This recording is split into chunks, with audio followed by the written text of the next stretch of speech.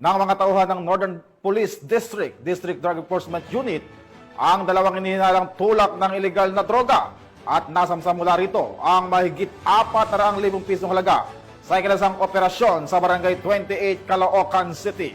Ang balitang hatid ni Patrolwoman Glazel Ann Esperanza. Naaresto ang dalawang hinihinalang tulak ng illegal na droga sa ikinasang bypass operation ng mga operatiba ng Northern Police District Drug Enforcement Unit sa Barangay 28, Caloocan City.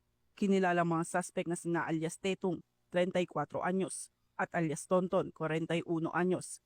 Kapos sila itinuturing na high-value individuals. Isinagawa ng District Drug Enforcement Unit ang isang maingat na bypass operation na humantong sa pagkakadakip ng dalawang suspect. Nasamsam mula sa kanila ang 60 grams ng hinihinalang shabu na may standard drug price na 408,000 pesos.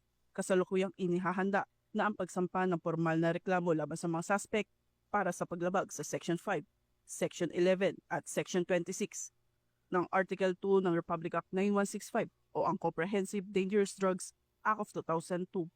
Mula rito sa Northern Police District, ako po ang inyong PNN correspondent, Patrolwoman Glazel Ann Esperanza, alagad ng batas, tagataguyod ng Balitang Pulis.